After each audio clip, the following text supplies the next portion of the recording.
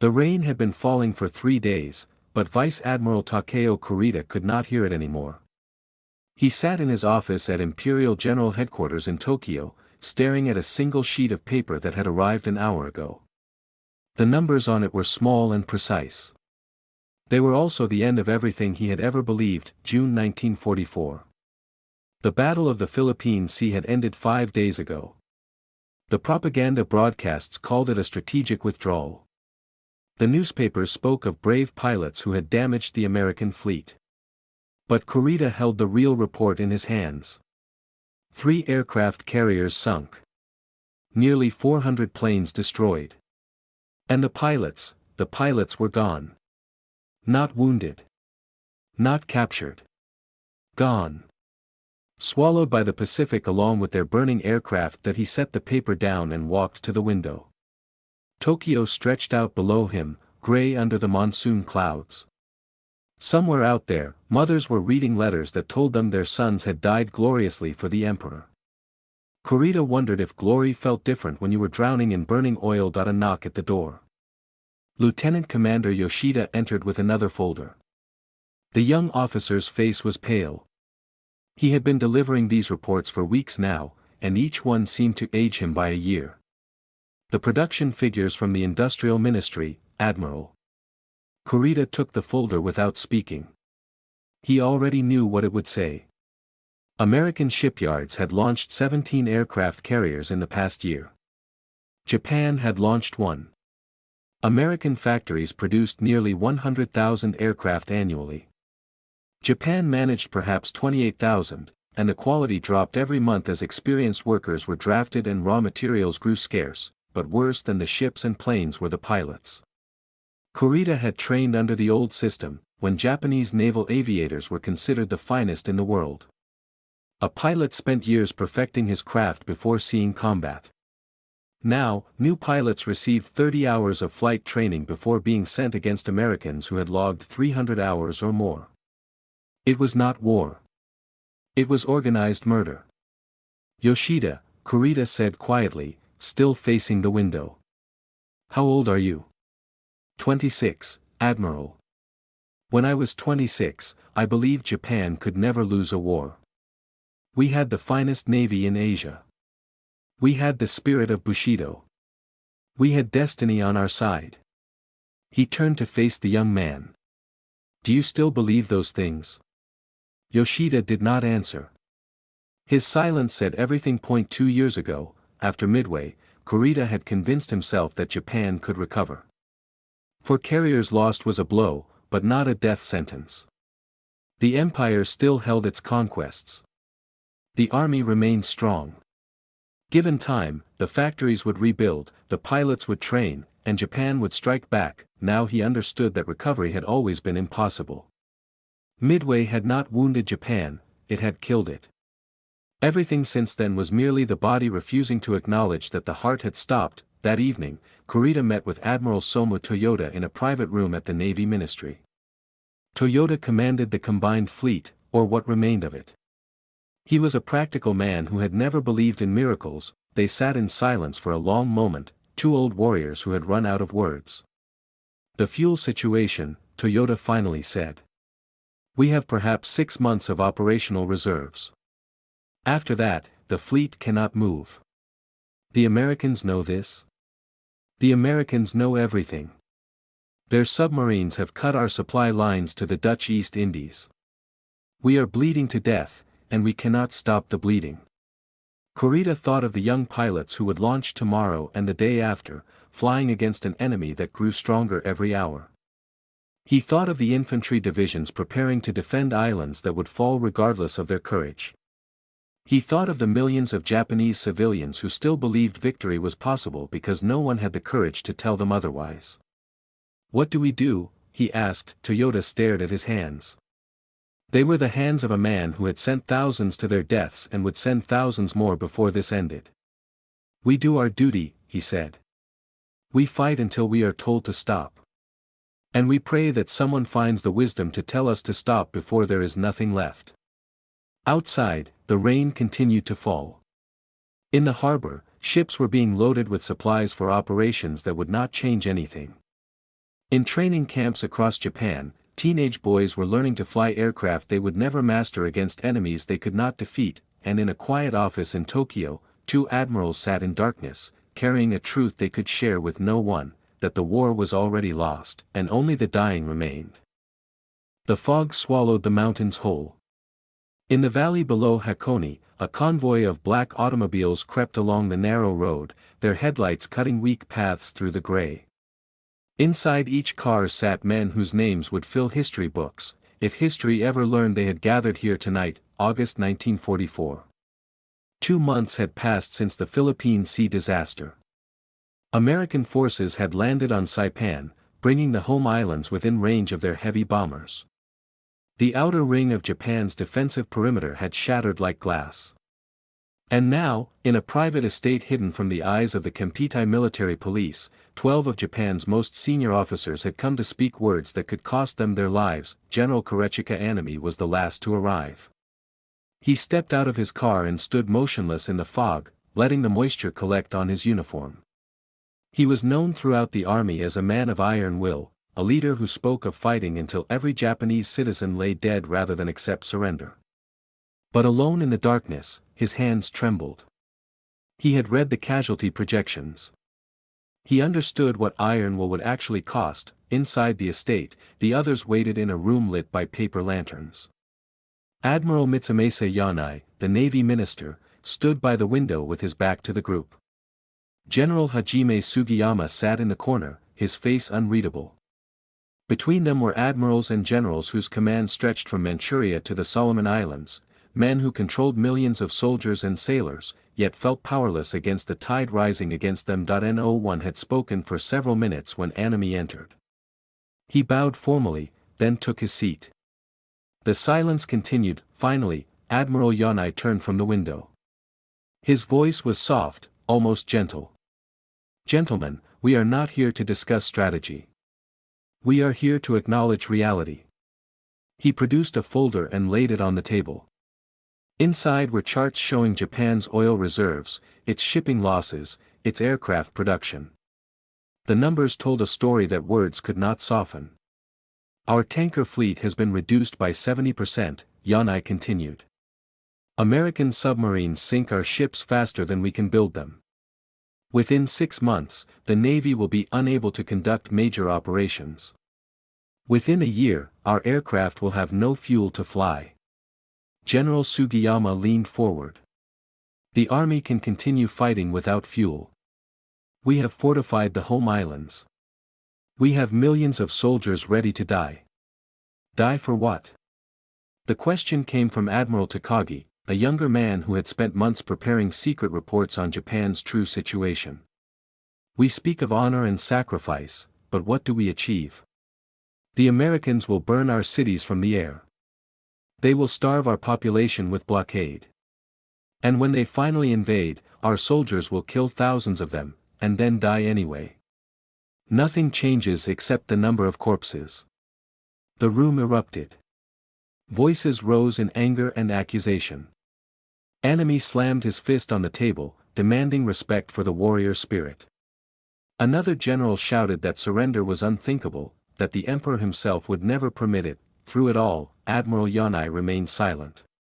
He had said what needed saying. The rest was noise, the sound of men struggling against truths they could not accept. The argument had no resolution. There were no good choices left. Those who believed in negotiating through the Soviet Union could not guarantee acceptable terms.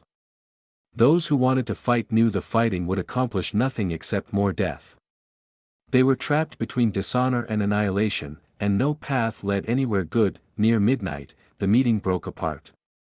Small groups formed in corners, speaking in whispers. Some men stepped outside, seeking air that did not taste of failure. Anami found himself standing beside General Sugiyama in the garden. The fog had thickened, reducing the world to shapes and shadows. "We built a fire," Sugiyama said quietly. "We built it because we believed we were destined to rule Asia. We built it because we thought our spirit would overcome their steel. And now the fire is burning everything, and we cannot put it out." Anami stared into the gray. "Then we burn with it." Perhaps. Or perhaps we find the courage to admit we were wrong. Sugiyama turned to face him. Not today. Not tomorrow. But someday soon, someone will have to speak the truth to the emperor. Someone will have to tell him that his warriors have failed. That all our courage and sacrifice bought us nothing but time. He paused. I wonder which of us will be strong enough to do that. Anime had no answer. The fog pressed in around them, cold and absolute, erasing the world beyond their small circle of lantern light. By dawn, the cars had departed. The estate stood empty and silent. No record of the meeting would ever be made. Officially, it never happened, but the men who attended carried its weight for the rest of their lives, some measured in years, others in mere months. They had spoken the unspeakable. They had confessed what could not be confessed. And they had discovered that truth, once acknowledged, could never be forgotten. The war continued. The dying accelerated. And somewhere in Tokyo, reports were being prepared that would make everything they discussed seem optimistic by comparison. The fire had burned for 3 days before Captain Sokichi Takagi stopped smelling the smoke. By February 1945, Tokyo existed in a permanent haze, ash drifting through broken windows, soot coating every surface, the sky never quite blue anymore. American B-29 bombers came at night now, hundreds of them, dropping incendiary clusters that turned wooden neighborhoods into infernos. The city was learning to die by fire, but Takagi had another kind of burning to attend to. He sat in his small office at the Navy Ministry, surrounded by stacks of paper that represented the most dangerous secret in Japan. For 3 months, he had been compiling data that no one wanted to see, a comprehensive analysis of Japan's ability to continue the war. His orders came from Admiral Yanai himself: be completely honest. Hold nothing back. And tell no one what you are doing. The work was destroying him. Every number he recorded was a death sentence. Every chart he drew mapped the extinction of his nation. And when he finished, his report would be locked away, never shown to the emperor, never made public. It existed only so that certain leaders could know the truth while publicly proclaiming the opposite. That morning, Takagi interviewed a pilot who had returned from the Philippines. The young man was perhaps 20 years old, though his eyes belonged to someone much older. He spoke in a flat voice, as if describing events that had happened to someone else. We launched with 48 aircraft. 12 returned. The Americans had radar that detected us 50 miles out. Their fighters were waiting. Our planes, they are slower now, Captain. The engines do not perform as they should. The pilots. He stopped, swallowed. Many of them had less than 20 hours of flight time. They could barely hold formation. When the Hellcats hit us, it was not combat. It was slaughter. Takagi wrote it all down. He thanked the pilot and sent him away. Then he sat alone for a long time, staring at the notes he had made. 20 hours of flight training. The Americans gave their pilots 400 in the afternoon. He visited a factory in the suburbs that produced aircraft parts. The building had been partially damaged by bombing, and workers had covered the holes with canvas sheets that flapped in the wind. Inside, the production lines moved slowly, tended by teenage girls and elderly men. The skilled workers were gone, drafted into the army or killed in the bombings. The foreman recognized Takagi's rank and hurried to greet him. His face was hollow, exhausted. When Takagi asked about production quality, the man hesitated before answering.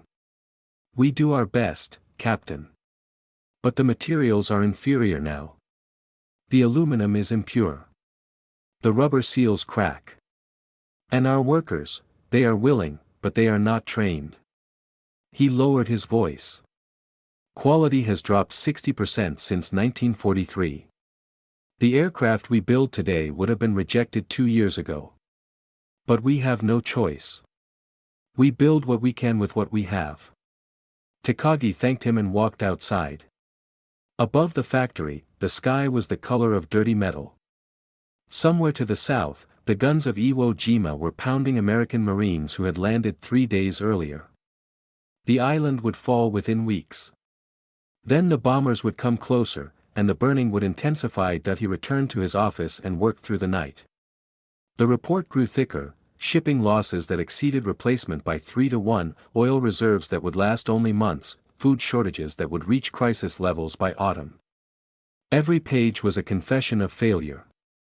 Every statistic was an accusation. When he finished, Takagi read the entire document once. 67 pages that documented the death of an empire. He considered adding a conclusion, some final summary of what the numbers meant. But the numbers spoke for themselves. Japan could not win. Japan could not survive. Japan could only choose how it would end. He locked the report in his desk and did not sleep for 3 days. When he delivered it to Admiral Yanai, the older man read it in complete silence. His face revealed nothing, but his hands shook slightly as he turned each page. When he finished, Yanai looked up. His eyes were wet. "You have done your duty, Captain. You have written the truth that no one wants to hear." He closed the folder carefully, almost reverently. "Now you must never speak of this again. This report does not exist. This conversation did not happen. You will return to your regular duties and carry this knowledge alone." Takagi bowed. There was nothing else to say. He walked out into the smoky twilight, a man who knew exactly how his world would end and could tell no one. Above him, the first bombers of the night were appearing on the horizon, silver specks against the darkening sky, bringing fire to a city that had learned to expect nothing else. The report remained locked away. The war continued. And Captain Sokichi Takagi carried his burden of numbers into every waking hour, a witness to a catastrophe he could not prevent. The bombed shelter beneath the imperial palace smelled of concrete and fear. Bare electric bulbs cast harsh shadows on the faces of the most powerful men in Japan, gathered in a room that might as well have been a tomb. Above them, Tokyo lay silent under the August stars. But in this underground chamber, the fate of millions would be decided before dawn. August 9, 1945. Hiroshima had ceased to exist 3 days ago. A single bomb had killed 80,000 people in an instant and condemned tens of thousands more to slow death by radiation. The world had changed forever in a flash brighter than the sun. And then, just hours ago, the impossible became worse. The Soviet Union had declared war on Japan. 1 million Russian soldiers were pouring into Manchuria. And now, word had arrived that Nagasaki had been destroyed by a second atomic weapon. The Supreme War Council sat around a wooden table, 6 men who held the power of life and death over 100 million people. 3 wanted to surrender with conditions that might preserve some honor. 3 demanded fighting to the last Japanese citizen. For hours they had argued, threatened, pleaded. The deadlock held. Outside this room, every passing minute brought more death, more destruction, more irreversible loss. And still they could not decide. Prime Minister Kentaro Suzuki, an 80-year-old former admiral who had survived assassination attempts and now faced the greatest decision in his nation's history, looked around the table. His voice was barely above a whisper when he spoke. "We cannot continue like this. We must seek the Emperor's guidance." It was unprecedented. The Emperor did not make policy. The Emperor existed above politics, a divine figure who ratified decisions rather than making them. To ask him to break the tie was to shatter centuries of tradition. But there was no other way. They summoned Hirohito. The Emperor entered the shelter wearing a simple military uniform. His face was calm, unreadable. He took his seat and waited. General Anami rose to speak. This was his last chance to argue for resistance, for honor, for the warrior death he had proclaimed so often. But when he opened his mouth, his voice cracked. "Your Majesty, the army remains ready to defend the homeland. Millions of soldiers stand prepared to give their lives. We have fortified the beaches. We have trained civilians to fight with bamboo spears." He paused, struggling. "But I must also tell you, the enemy has weapons we cannot match. Our cities are burning. Our people are starving. I have told everyone that we must fight to the end. I have demanded that Japan never surrender." His eyes closed. But I do not know anymore if that is right. I do not know if anything I have said is right. He sat down heavily, a broken man who had finally run out of certainty. Admiral Yanai spoke next. His voice was quiet but steady, the voice of a man who had carried terrible knowledge for over a year and could finally release it. Your Majesty, the Navy can no longer fight. We have no fuel. We have no pilots. We have no ships that can challenge the American fleet. I have known this for many months. I have said nothing because saying it seemed pointless. He laid his hands flat on the table. The war has been lost since June of last year. Everything since then has been dying. We can continue dying, or we can stop. That is the only choice left. The room fell silent. The electric lights hummed. Somewhere far above, birds were beginning to sing in the pre-dawn darkness. Emperor Hirohito rose. He was a small man, unimposing, trained from birth to remain above emotion and conflict. But his voice, when he spoke, carried a weight that silenced everything else. I have given serious thought to the situation. Continuing the war can only mean destruction for the nation. The time has come to bear the unbearable. He paused. I sanction the acceptance of the Allied proclamation. Surrender. The word hung in the air like smoke. General Anami lowered his head. Admiral Yanai exhaled slowly, his shoulders dropping as if a physical burden had been lifted. Around the table, men wept openly, some from grief, some from relief, some from emotions too complex to name. They filed out one by one. The recording of the Emperor's surrender announcement would be made later that day. The war that had consumed millions of lives was finally, truly, over. Anami returned to his quarters. He would not see another sunrise, but others walked out into the early morning light. They had carried impossible secrets for years. They had watched their nation consume itself while maintaining fictions that cost countless lives. Now, finally, the truth had been spoken aloud. The lie was finished. Tokyo was quiet. The bombers did not come that night. And somewhere in the city, men who had known for so long that defeat was certain stood in the pale dawn and breathed air that tasted, for the first time in years, like something other than smoke and failure. The only victory left was survival. For Japan, it would have to be enough.